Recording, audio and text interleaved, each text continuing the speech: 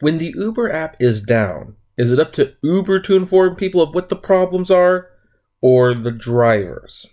Hey everyone, this is Kevin the Apptrepreneur. Now, I'm returning to this topic that it doesn't seem like it has a whole lot of breathing room left, except there's something about it I want to talk about. You see, a few days ago, by now, whenever this video goes up, Uber's app crashed. And it crashed in a monumentally massive way. It was down across the nation. It was down in other countries. I heard some people say that in like Australia or Africa it was up. But then I heard places from other people that no, they were down there too. But then there were people in Illinois who it was up, but then some people in Illinois, it was down, and Lyft was surging as a result. Like, you know, it was just absolutely crazy. It was the pure definition, or this is the Ghostbusters joke, cats and dogs living together, mass hysteria that everybody jokes about, except it actually happened. And here's where the problem lies. Here's what I want to report. This is from Heavy.com. It said, the Uber app was down on Monday evening, according to thousands of users across the world. Uber support has not yet fully explained the cause for the outages, though users flooded Twitter to report outages across the United States and in other countries as well. In a statement to Spectrum News, an Uber spokesperson said, "We are aware of a technical issue that is preventing some customers from using our app. We sincerely apologize for the inconvenience, and we are working quickly to resolve the issue." Now, so far, so good. This is very, very standard stuff. Here's where it gets really concerning. If you are a multi-billion-dollar valued company that's maybe secretly filing to go public to try to beat your competitor to the marketplace, this is actually where it starts getting really concerning. In addition to the central Uber app, users also reported that Uber Eats was down for several hours as well, though it's unclear if that outage was as widespread. What's more, users also report that the Uber phone line and website help systems were down as well. And it actually gets worse. Uber drivers also reported issues with the app, with one user tweeting, "How is Uber not trending? My Uber driver app is not working, and it's apparently worldwide. #Uber down." Uber support never offered an official statement on the outage via Twitter. Let's look at that again. Uber support never offered an official statement on the outage via Twitter, though it replied directly to several users confirming that it was looking into their frustrations. The app now appears to be up and working properly, though there are still intermittent reports by Twitter users of frustration with the Uber and Uber Eats apps. Now, here's where my problem is, and here's why I'm personally revisiting this topic. I actually don't care too much that the Uber app was down. It's funny, and in some cases it's very frustrating, and especially if you're one of these 2K club drivers who depend on every minute to make money, yeah, it's bad. If you commute to work through Uber and you can't get on the app, then yes, this is a very, very bad thing. I'm not disputing that. Here's where I kind of got a little annoyed. When this was happening, I was on vacation in Vegas, celebrating getting engaged. Thank you, by the way, for all the congratulations. And this news hit, and I got several emails and texts from people just flipping out that the app was down.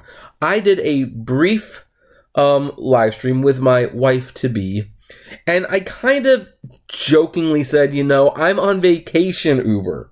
Can you please just work for once? Can there be no major news to interrupt my vacation? And it was all very tongue-in-cheek. But here's what was also going on. There were several prominent UberTubers on the internet live streaming.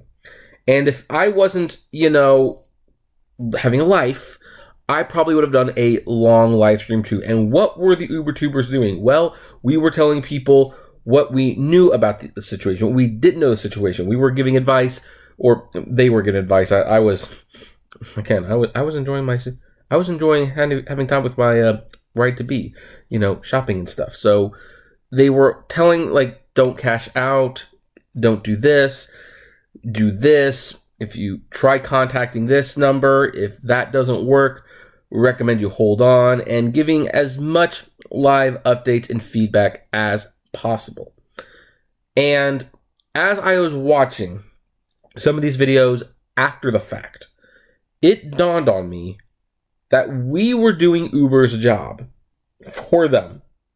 I mean, we kind of already do that. UberTubers usually get started because we start driving, we learn some lessons the hard way, and then we share those experiences on YouTube, and we continue to do so as people have more questions. And so there's always a universal topic that we all have a different opinion on. Like, what do you expect when you first start driving for Uber is a particular favorite. We all have one of those videos. And yet the problem is the Uber app crashes. We're on the scene. We're on YouTube. We're pretty much trying to tell people what's going on. Why can't Uber do that? Why is it on us to tell people what to do and what not to do? Why are we the ones to tell people not to panic, try not to withdraw your money? It's down. It'll be back up at some point. We're pretty sure it'll be back up at some point. Is it up everywhere? I don't know. Uber can't even put on Twitter, hey, we're having problems with the app. We'll be back soon. Is their ego so big that they can't even admit that there is a problem with the app, even when it is very obvious to everyone that there is a problem with the app on the basis that the thing isn't working? Is it? I mean, this is amazing. This is amazing. I'm watching some of my UberTubers, just watching their live stream playback, and it's like, holy cow, this is what Uber needs to be doing. And it's not like they don't have these tools. They have a YouTube channel. They have a Twitter account. They have a Facebook account. Why aren't they using the tools at their disposal to let people know that, hey, this is what's going on. It's just not working at the moment. We are working to resolve it. Please don't panic. Because you know what? Things go down. They do go down. I have lived through the chaoses of Facebook being down for a few hours, of Xbox Live being down for a few hours. I remember a day when Netflix wasn't available. And I actually had some friends texting me, including my brother, I'm sorry to say, Netflix is down, what do we do? And my answer was simple. Pull out your DVDs and Blu-rays and watch them. I mean, this is one of the downsides to a all streaming, all digital future. You need the services to be up to use them. I mean, my car, not going to be crippled if the internet is down. It'll be crippled if the transmission or spark plug or something going out, but that's kind of besides the point. Here's the bottom line, and I've made it already, so we're going to wrap this up. Uber has Twitter. They have Facebook. They have their app. They have YouTube. They have a website. They have the media in their pockets. They have media contacts. There are so many ways that the Uber has to let the drivers and passengers know that there is a problem, but they're working on it. Uber couldn't be bothered to let anyone know that there was a problem, and they still don't even say what the problem is. And considering this company's track record with getting hacked and, not doing anything about it, you have to wonder what this is about. It's not a company that you have a lot of confidence in when things go wrong. But that's where I'm going to leave it for today. What do you folks think? Do you agree, disagree? What was it like for you when the Uber app crashed? What was it like? Did it cause chaos? Did it personally affect you? I would love to know what you think of Uber's response and what UberTuber was most helpful to you during this time of uncertainty of what to do. And hey, I heard some people were having issues when they were trying to withdraw money during this outage.